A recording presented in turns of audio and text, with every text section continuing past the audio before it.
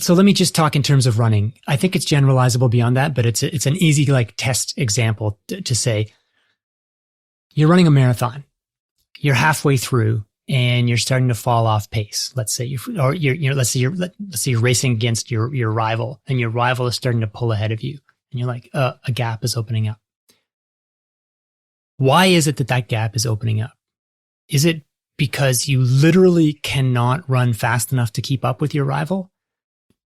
No, because if you're halfway through a marathon, you've got enough energy to keep going for a long time, and he or she is going a tiny amount faster than you.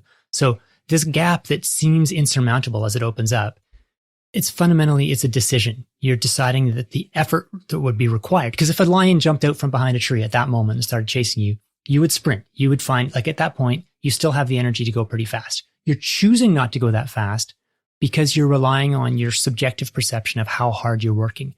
And you're saying at this point, halfway through a marathon, I still have 13 miles to go. It should feel hard, but it can't feel super hard. Otherwise, there's no way I'm making it to the finish line. So we're making our decisions not on the basis of like, my legs can't go any faster.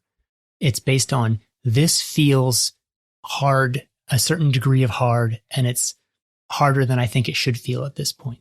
And the reason I'm sort of belaboring this point is that I think this is a general principle that we make our decisions not on the basis of sort of my body made me do it, my legs made me do it, but on this subjective sense of effort. Effort is the master switch, our subjective conception of how hard it feels. So that now the connection to self-talk is that your subjective perception of effort is suggestible. If you're telling yourself, this is the hardest thing I've ever done. This is so hard. I can't believe how hard this is. You're putting your thumb on the scale so that it actually becomes a self-fulfilling prophecy. It is feeling a little harder than if you then stop to ask yourself, how hard am I working on a scale of 1 to 10? If you're telling yourself this is super hard, you're more likely to say it's like 8 out of 10 rather than 7 out of 10 or 8 rather than 7.5. It may be a subtle difference, but it's enough that's going to affect your performance. And so this is what, to go back again to this idea of like, it's all, to what extent is it in your head? This is what convinced me to go from it's 100% physical to, oh no, there is a role for the mental, is that people have now done studies on this idea of self-talk and trying to investigate how it affects not just performance, but figure out why it affects performance. And so they can do studies showing that if you're given a little bit of training on changing negative self-talk to positive self-talk, it alters, and then you go and do the same physical challenge, let's say sitting on an exercise bike and biking at 200 watts or whatever, you will rate it as easier. You'll say, yeah, this is 6 out of 10. Whereas before you were saying it was 7 out of 10, and all you've done is change the words in your head.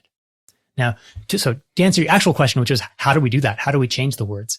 It's actually, there's no rocket science to it. And I think it's still a kind of emerging area, but it's like, step one is become aware of what you do say to yourself. So when you're doing something hard, whether it's, you're about to step up and give a presentation to someone, or you're running a marathon, or whatever the case may be, stop and tap into that internal monologue. And better yet, write it, jot down, what are the 3 thoughts that I'm thinking right now?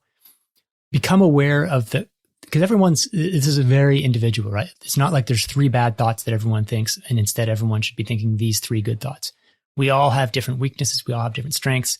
We all are vulnerable to different kinds of negative thoughts. Figure out what it is that worries you or that drags you down, and figure out ways of reframing those that are more positive.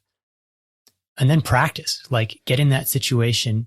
And it has to, in order to have positive self-talk in a high stress situation, you don't have time to or you don't have the bandwidth to just decide to do that, in the moment. You have to have practiced it so that it becomes second nature, so that when I hit halfway in the marathon, I think I've trained for this. I know I can do it, or whatever the case may be.